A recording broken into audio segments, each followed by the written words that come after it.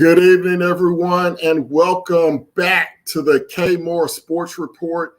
I am your host, Ken Moore, back in the house once again, hosting Titans the day after a huge comeback win against the Seattle Seahawks in Seattle yesterday in overtime, 33-30. Huge win for the Titans, a gut check performance. And they went to the Great Northwest.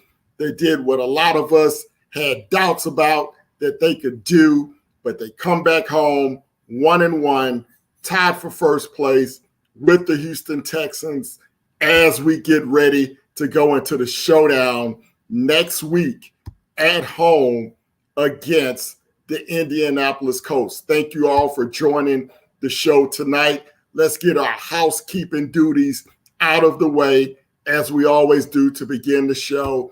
If you guys want to donate to the show, you can do so. If you have a Venmo account, you can donate at Kenneth-Moore-8667.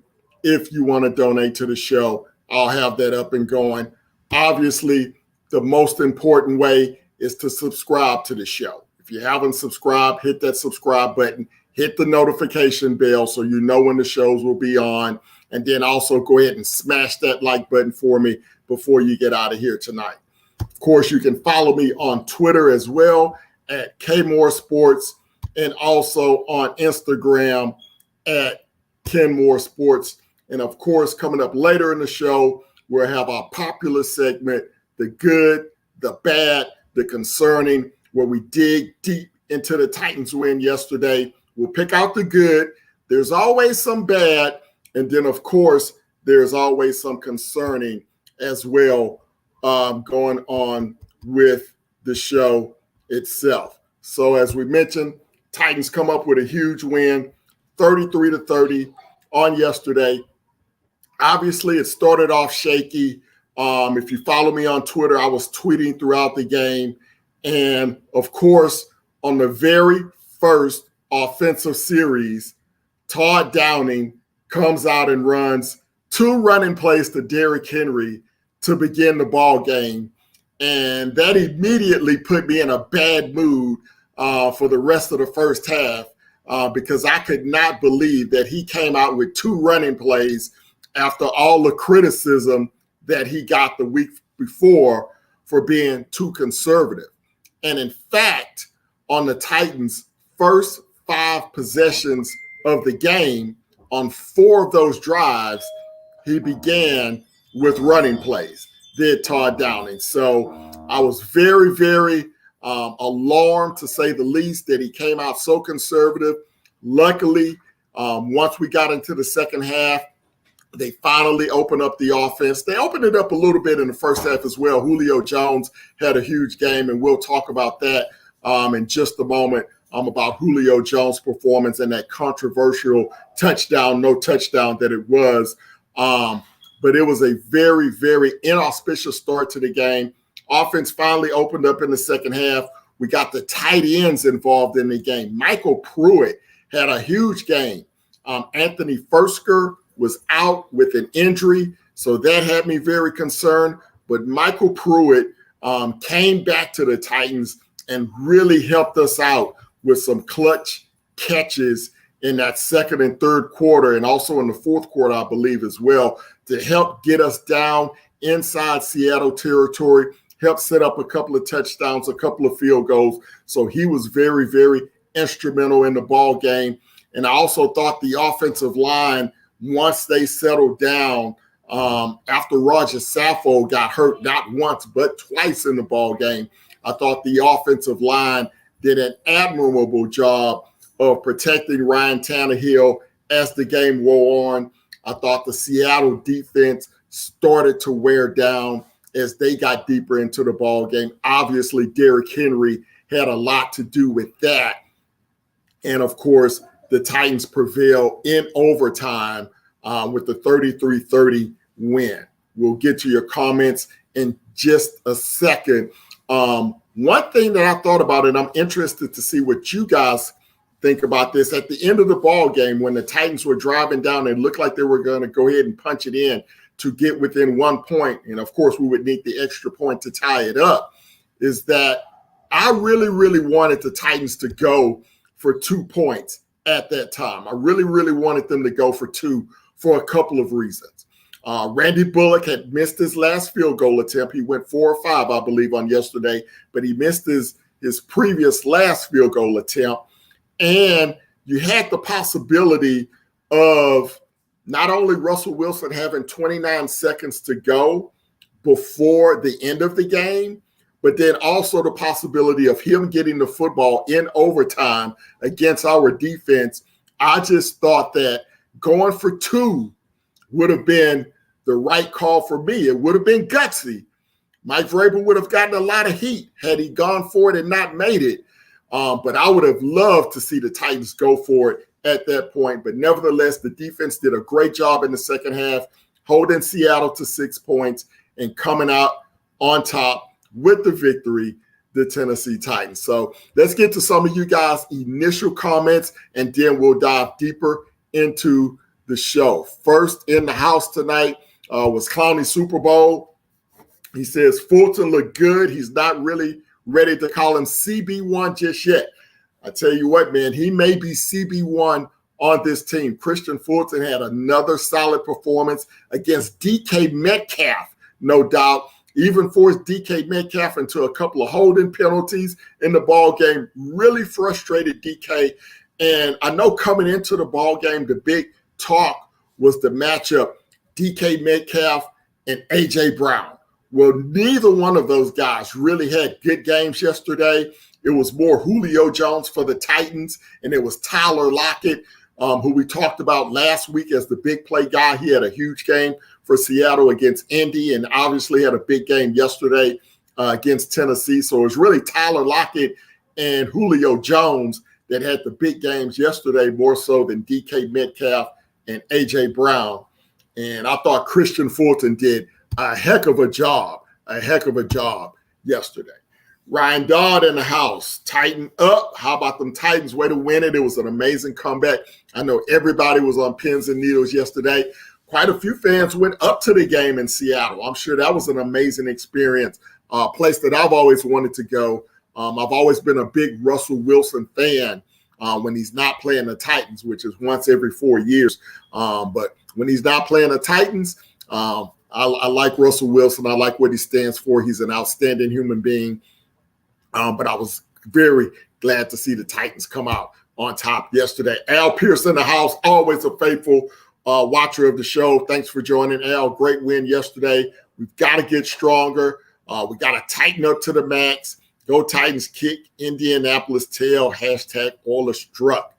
Yeah, we got a tough job next week. I mean, I know a lot of people, we're going to talk about that Colts game a little later in the show, but don't get excited just because Carson Wentz is banged up. The Titans have been in this position before, having a wounded Indianapolis Colts team come into Nissan Stadium and finding a way to steal a victory. Hope that won't be the way it is tonight. Diego in the house, huge win, can prop us up to win the division. That was a big game. Even though it was an out-of-conference game, that was still a big game to regain that swagger. Everyone in the NFL, everyone in the media talking about Derrick Henry, talking about Ryan Tannehill, the loss of Arthur Smith. Could this doom the Tennessee Titans, still getting on our defense for being near the bottom of the NFL? They did not help themselves yesterday in the first half. But if we can get that type of performance, don't necessarily have to hold the team to 6 points necessarily, but you have to be competitive on the defensive side of the ball.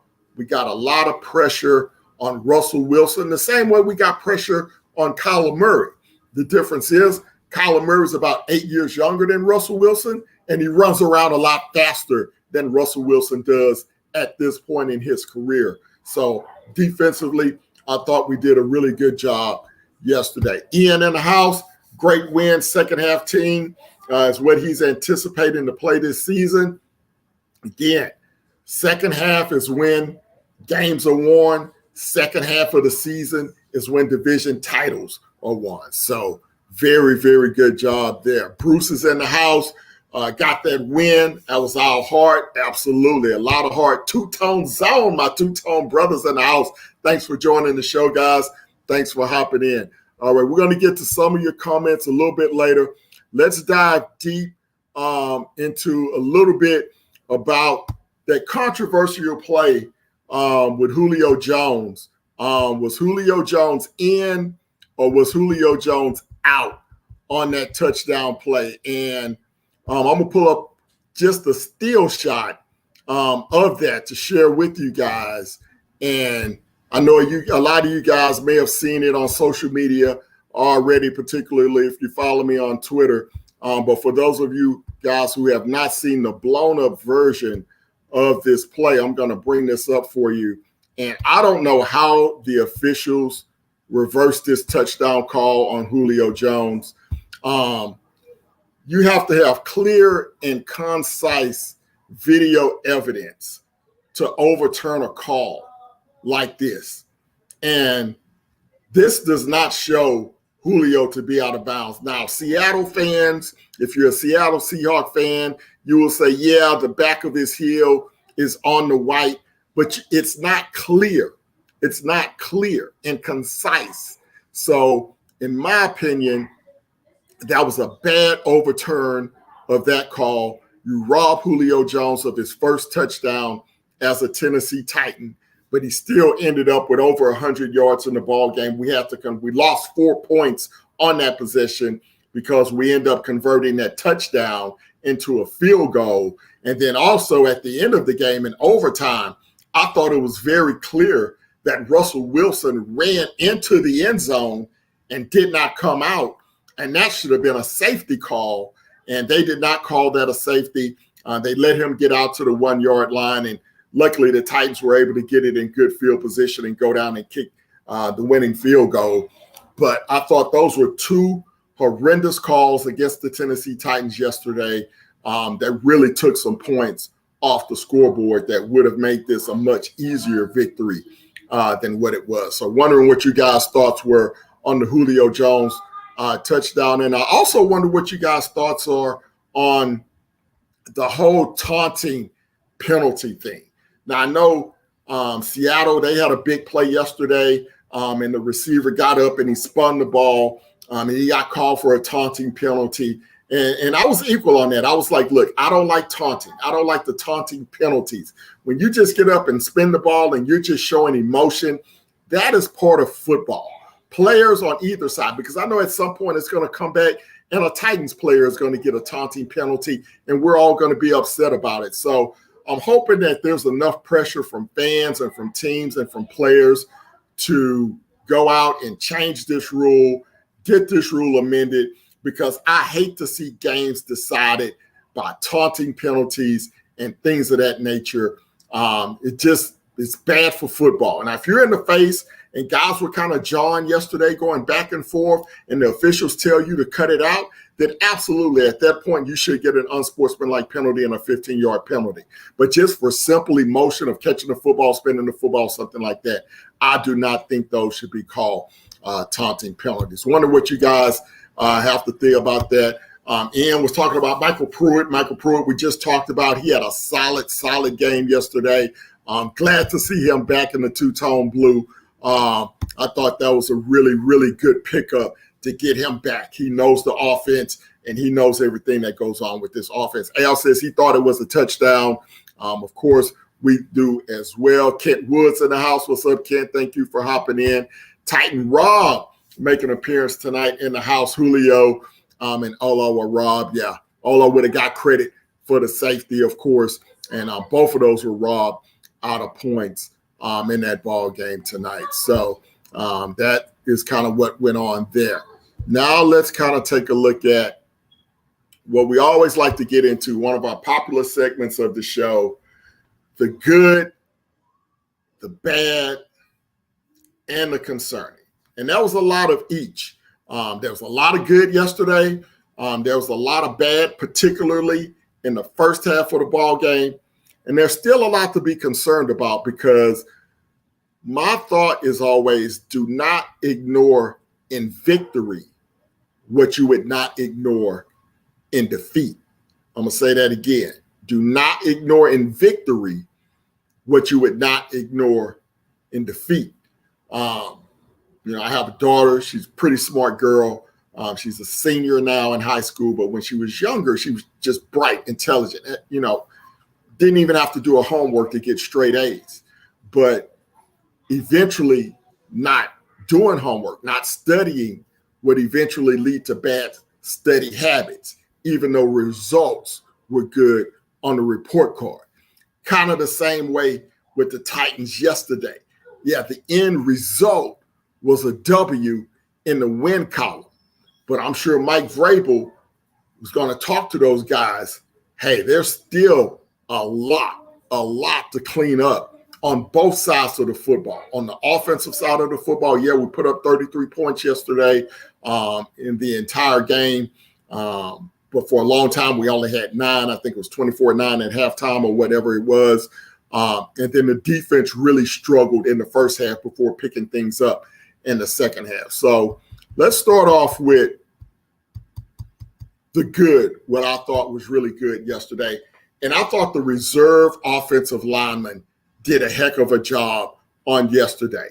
Ty Sambrailo, Aaron Brewer, both of those guys having to go into the ball game because of injuries. Taylor Lewan re-injured his knee in warm-ups. I don't know when we can expect to see the real Taylor Lewan. I don't know if we're going to see the real Taylor Lewan at all in 2021. But he re-injured his knee in warm-up. And, of course, Roger Saffold, he's had a subpar performance for the first game and for while he was in for part of the first half on yesterday. He's been really subpar as well.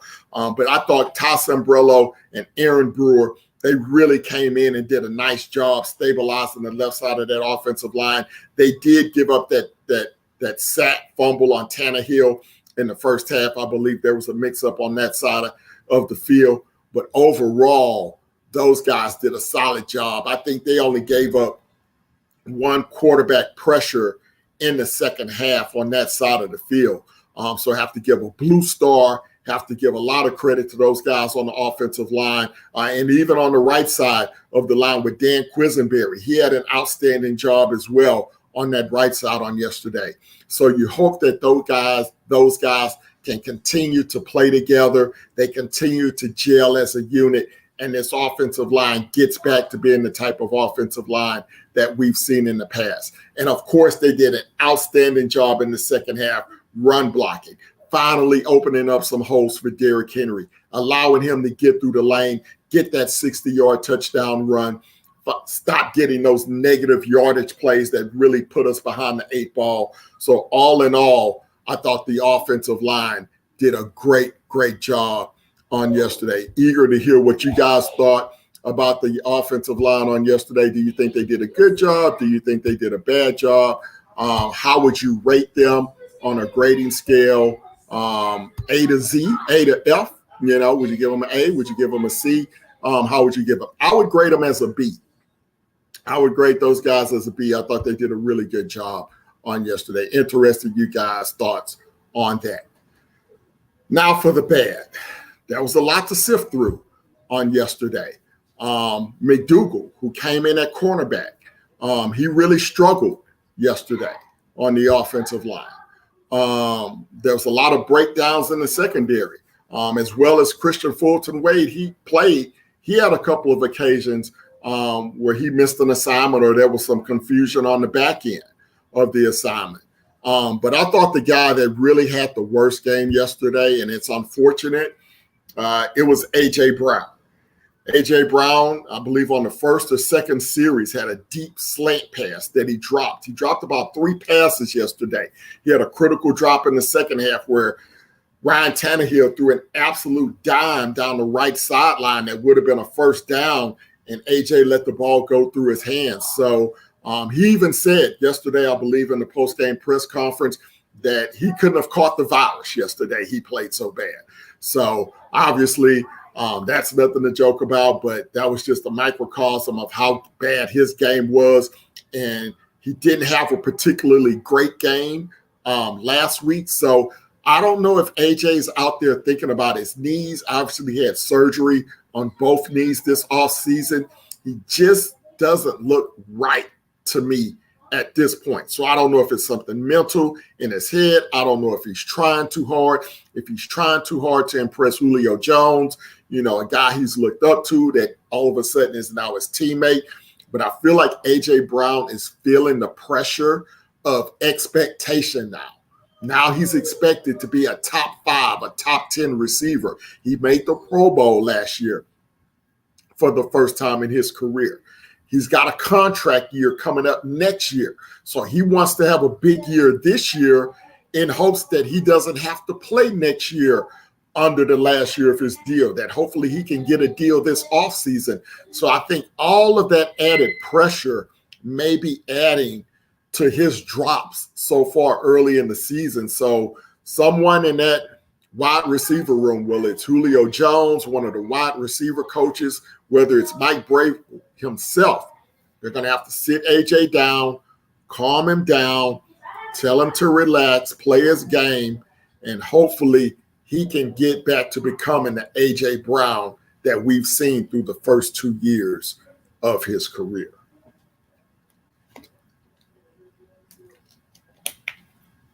All right. So finally, on the good and the bad and the concerning. Now, this guy had a big game on yesterday. Had a huge game on yesterday.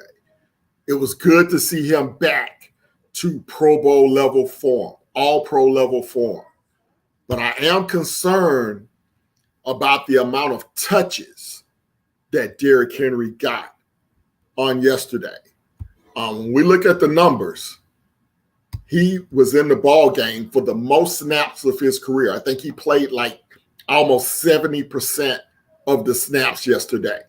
And when he was not touching the football, he was picking up linebackers and safeties on blitzes. So Derrick Henry probably had the most punishing game of his career. 41 touches, 237 yards, 3 touchdowns on the afternoon. And that's a lot of touches for anybody. That's a lot of touches for anybody. And the Titans, I believe, I'm going to go to the stat sheet now. I believe they had 80 total plays from scrimmage in yesterday's ball game, and Derrick Henry accounted for half of that. Yeah, they had 40 pass plays. They had 40 rushing plays. And Derrick Henry touched the ball on 41 of those attempts. That is way too many in my estimation. Jeremy McNichols, the backup running back, he only had 1 rush yesterday for 3 yards. Ben McNichols did catch 3 passes out of the backfield for 26 yards. And another thing that I've noticed this season is that Derrick Henry very rarely is Blasingame in there with Derrick Henry. Blasingame only played 8 plays yesterday. So when you look at Derrick Henry running the ball for 35 times, a lot of times last year, or the last couple of years with Arthur Smith, he had a lead blocker in the ball game. This year, not so much. Blasingame has had very limited work. So that means Derrick Henry is running into the line of scrimmage without a lead blocker. And I believe that is part of the reason we've seen so many negative plays or plays that only gain 1 or 2 yards on first down, because there hasn't been a blocking back in there with him. So I'm not sure if that philosophy is going to continue with Todd Downing, but it is something to keep a watch on as the season progresses. Remember, there's an extra game this year, and the Titans don't have a bye week until like week 12 or 13. So the Titans cannot afford to keep this heavy workload on Derrick Henry. They're going to have to get Sargent. They're going to have to get McNichols. Hopefully Darrington Evans will be back sooner than later so that we can try to relieve some of the workload on Derrick Henry. So let's get to what you guys think about the good, the bad, the concerning, kind of see what you guys' thoughts are on that. Looks like Titan Rossi is in the house. Looks like AJ hurt his hand on the first catch. Don't know if that had anything to do with it. He will bounce back. I did see AJ go out kind of grabbing his hand early in that ball game, but tell you what, my coaches always told me, if you're on the field, there's no excuses. If you're on the field, there's no excuses. So if you go back in that ball game, you're expected to perform. You're expected to catch the football. So I think AJ is just he's gonna have to step up, and then he's gonna have to do a little bit better with those drops. Donovan in the house. Drops from AJ suck. Don't see it as a problem. Nickel play continues to be a liability. Yeah, as long as Hooker is going to be out in the secondary, that's going to be a problem. McDougal really struggled yesterday. But the Titans did something in the second half. I haven't watched the game film, so I'm not sure what adjustments they made. They had that one breakdown in coverage, and that was the only touchdown Seattle got in the second half, including overtime. So Shane Bowen, as much as we get on Shane Bowen, apparently he made some in-game adjustments that worked to that part. Donovan also says he agrees the O-line depth continues to be a strength of J-Rob. We got to give credit where credit is due. We come in here from time to time and we get on J-Rob from areas where he's failed. We have to give him credit. I love Aaron Brewer. Aaron Brewer has been tremendous as a backup guard. He may be the starting guard going forward if Sappho continues to struggle or if he's injured, and he may be the left guard of the future. You know, he's smaller. He's a lot smaller than Roger Sappho, but he's every bit as strong. So we've done a good job there. Errol Pierce, he will give the team a B-, the offensive line a B- for yesterday.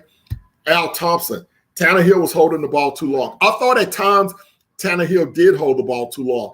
I thought there was a critical when we had that fourth down. I think it was down around the 35-yard line or so of Seattle, midway through the fourth quarter. I thought Tannehill had sufficient time to try and find the receiver, and he held the ball too long, and he made a bad throw, I believe it's to Chester Rogers.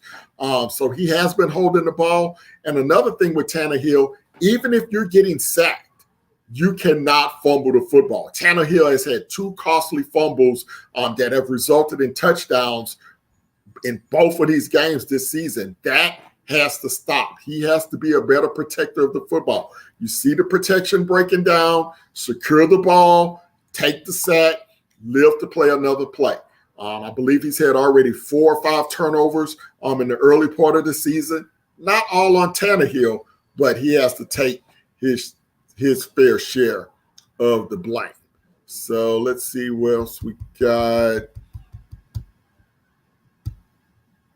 160 yards after contact for Derrick Henry. Yeah, so a lot of that, he's getting hit at the line of scrimmage. Obviously, Derrick Henry is a man-child.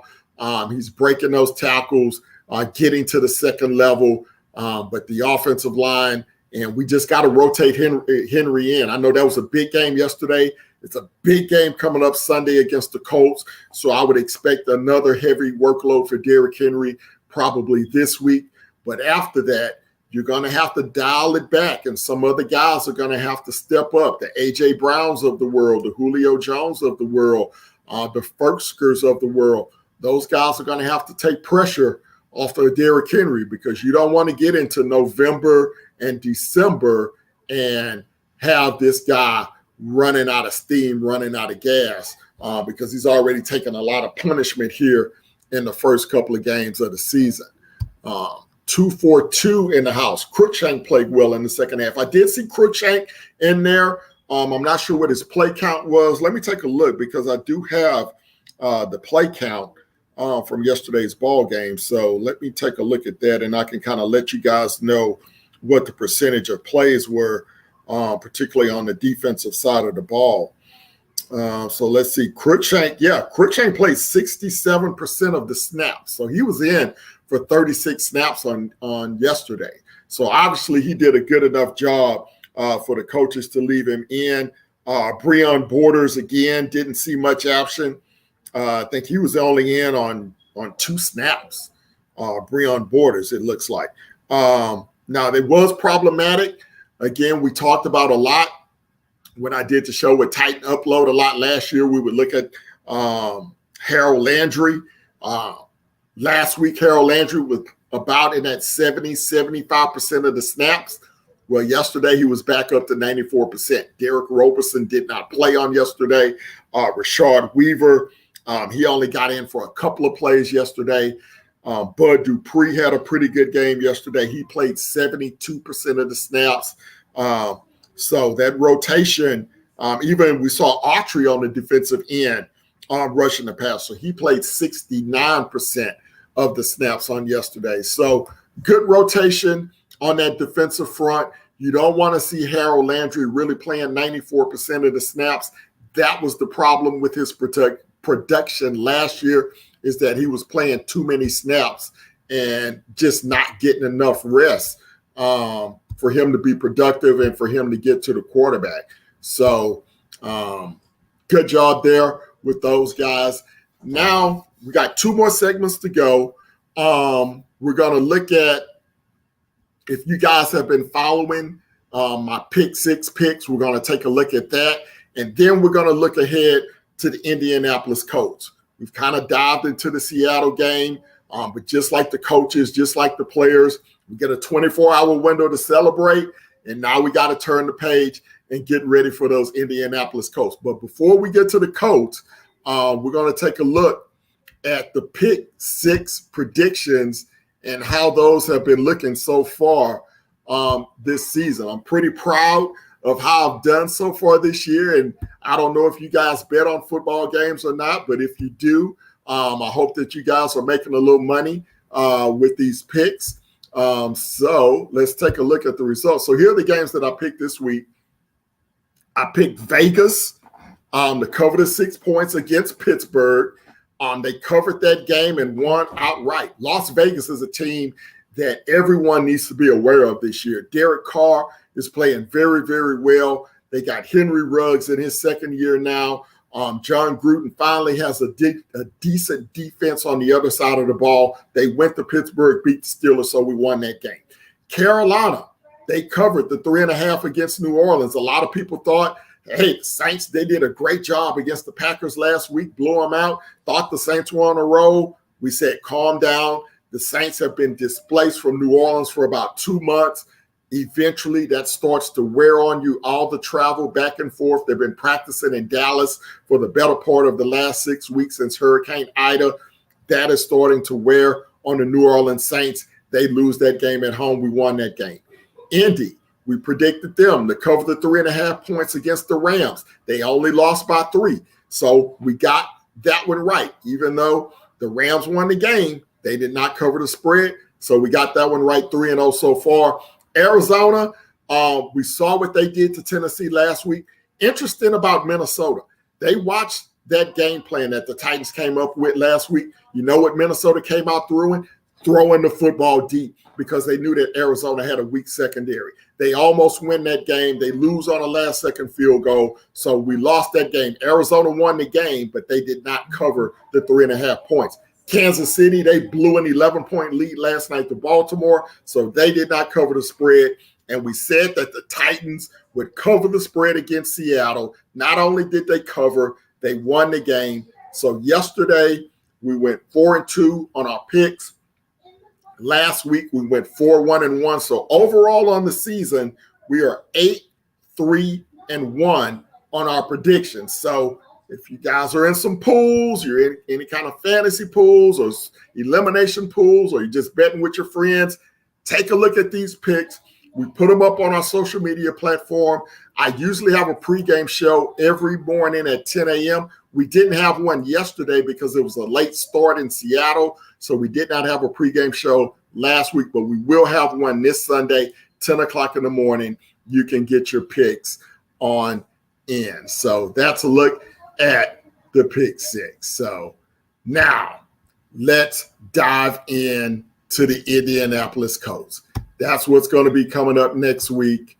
We also want to invite you guys, in case you're just joining in, please subscribe to the show. Hit that smash button, hit the like button, hit that notification bell so you know when the shows are coming on. Of course, you can always follow on Twitter at Kmore Sports. And then, of course, if you guys want to donate to the show, if you have a Venmo account, You can donate to me on Venmo. You can hit me at Kenneth-Moore-8667.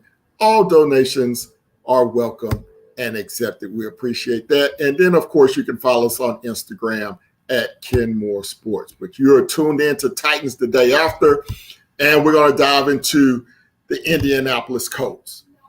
Now, the Colts have been a problem for us, particularly at Nissan Stadium the last couple of years. We've lost the last 2 games at Nissan Stadium to them. We've gone to Indy and won the last couple of games at Lucas Oil. The Colts come in 0-2. Obviously, we're 1-1.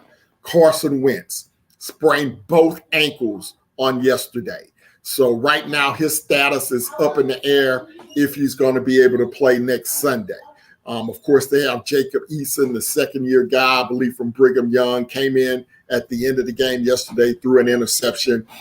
From what I understand from Jacob Eason, he's a guy that has a big arm, can throw the ball deep, has a rocket for an arm, not that accurate, not that mobile. He's kind in the middle of, say, a Phillip Rivers and a Carson Wentz when it comes to mobility. He can move around a little bit, but not a lot. So he will be the most, if it is Jacob Eason next week, if the Titans can apply the same type of pressure that they applied to Russell Wilson yesterday and that they applied to Kyler Murray in week 1, then the Titans should have a really good chance defensively of keeping the Indianapolis Colts in check.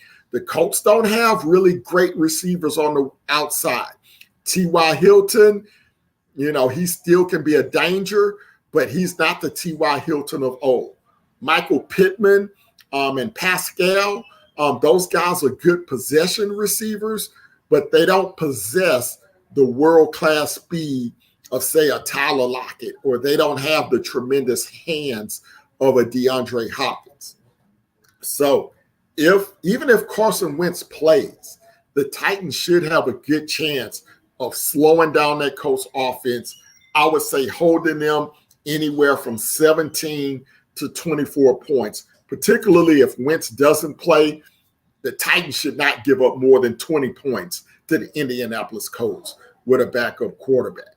Now, when you flip the script to the others, let's stay on the offensive side of the ball for the Colts. They've also struggled on their offensive line. Their right tackle, he was terrible in week 1. He didn't play in week 2. They just got Eric Fisher back. Eric Fisher, formerly of the Kansas City Chiefs, former All-Pro, but of course we remember he tore his Achilles last year in the playoff game. He started last week on the left side of the ball. From what I understand, he did an admirable job, did an okay job. Quentin Nelson, of course, had a decent game. Aaron Donald got to Wentz a couple of times in that ball game. So overall, the Colts' offensive line is not the same offensive line that it has been the past 2 years. They have been operating at about a C-minus level so far this season. So if the Titans can apply the same pressure that they've applied the previous 2 games, they don't have a quarterback that's going to be able to scramble around and escape pressure. The Titans should be able to do an excellent job defensively, holding Indy, in my prediction, anywhere between 7 and 24 points. Then it comes to the offensive side of the ball. What can we do against the Colts defense? Colts defense has really struggled so far. Cooper Kupp ate them alive yesterday. If you saw any of the highlight shows, or if you want to go Google Rams versus Colts or Google Cooper Kupp, he had a field day against the Colts. Ate them alive the same way Tyler Lockett did the week before. So Todd Downing, if there's ever a week for him to open up aggressively, it has to be this week against that Colts secondary. Get A.J. Brown, get Julio Jones, get Chester Rogers involved in the offense, Westbrook Akina. All of those guys need to be involved early in the ball game. Don't wait till you get down 7-0. Don't wait till you get down 10-3 or 17-3 to open up the offense. The Titans have to learn to attack early in games. You don't want to be in shootouts where it's coming down to field goal kicking at the end of the game because you don't have a great field goal kicker, even though he went 4 for 5 yesterday, which was a miracle in my opinion. Don't expect that to happen twice. So be aggressive, use your play action pass, start off throwing the ball to set up the run. Take some pressure off of Derrick Henry. Allow him to ease into the ball game. Don't force feed him like we've been doing for the first 2 weeks of the season. And I think the Titans fans can finally go to Nissan Stadium and leave happy after a win against the Colts. And imagine what a victory would do. You almost bury the Colts. They would go 0-3, and they still have 2 tough ball games after this one. So the Colts, you can really, really, really put them behind the 8 ball with a victory next week. But the Titans are going to have to take care of business in practice. They're going to have to make sure they don't go into this ball game overconfident. Know that this is a division opponent, a wounded animal that is going to come out fighting. Their defense is going to come out fighting. Derrick Henry embarrassed them last year. The last time we played in Indy, A.J. Brown had a big game. He had that onside kickoff return to kind of rub salt in the wounds last year. So it's going to have to be a big, big time performance to come out with that victory. Let's see what you guys think about the game next week. What are you guys' keys to victory next week? Let's see what Donovan had to say. Titans need Farley to play outside corner so K-Baby can move into the slot. Well, Farley's got to get healthy, right? If you're talking about Caleb Farley, he didn't even play last week. He missed the game with his shoulder injury. And he played, I believe, 8 snaps in the opener. So when you look at the Titans' first-round picks, it's been almost 2 years since we've had one meaningful snap from a first-round pick. Farley didn't have any meaningful snaps last week, didn't play this week. Obviously, Isaiah Wilson didn't have any meaningful snaps in 2020. So it would be nice to see Farley on the field next week. Need Fulton to lock down Pittman. Believe me, if Fulton continues to play with the type of energy, the type of effort that he's been playing with, I think that he can definitely be a key factor in this ball game in helping slow down the Indianapolis Colts attack. See if we got any more comments in here. Looks like Donovan's the only one that's talking about this game. Stop the run, create turnovers, get AJ and JJ going. And the Titans have got to force some turnovers. I think we're negative right now when it comes to the turnover differential. So that is something that we're definitely going to have to improve upon, making sure that we can force turnovers, make sure we can get to the quarterback, force some bad decisions, and give that offense some short fields. You don't want to have to go 70, 80 yards on every single possession. You're going to want to have to shorten that field, get some nice punt returns. I wonder what happened to the special teams because Chester Rogers was doing a great job in preseason with the punt returns and the kickoff returns. And particularly yesterday, he couldn't even get back to the 20-yard line. So the Titans are going to have to tighten up that area of the field as well. So that's what we need to get going. Ian in the house. If we win Sunday, we pretty much have the division on lock, man. It's a 17-game season. So, I mean, we be in good shape. The Jaguars look terrible. The Titans have it. The Texans play Thursday night against Carolina, who comes into Houston undefeated. Deshaun Watson, they've already said, won't play. And I think this pretty much puts an end, not to shift gears, but I think this puts it in to the whole if Deshaun Watson will or will not play at some point during the season. If you're the Texans and your starting quarterback is out and you only have a rookie on the roster and then you have another guy on the practice squad and you still elect not to play Deshaun Watson, or Deshaun Watson decides in concert with the Texans that he's not going to play, you can pretty much close the book on the 2017 season of any more Deshaun Watson talk. He's not going to get traded during the season. The Texans, if they're smart, they're going to wait till the end of the year. They'll wait and find out which teams have the worst record that are looking for a quarterback, and then they'll try to trade to one of those teams at the bottom of the standings so that they can get high first-round picks. It wouldn't make any sense to trade him to Miami that everybody's talking about, because if you trade him to Miami, Miami becomes an instant contender, and they're one of the top 10, 12 teams in the league.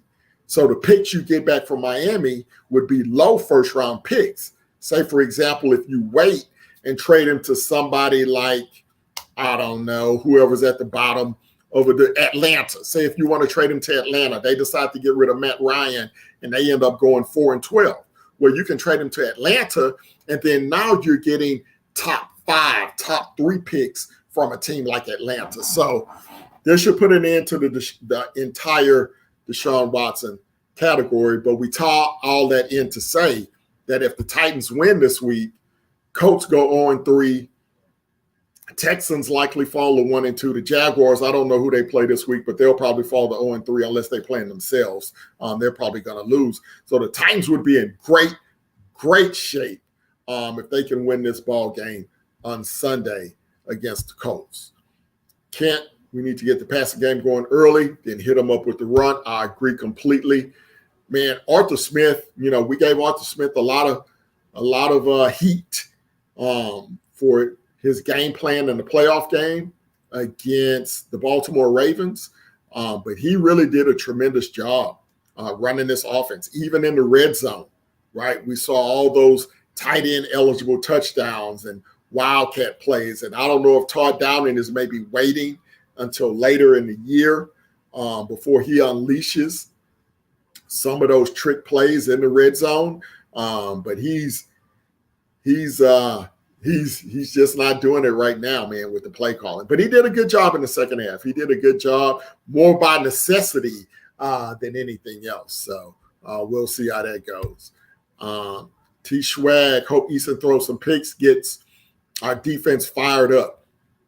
You got to put pressure on a young quarterback. The last thing you want to do if Eason is the starter is allow him to get comfortable in the pocket.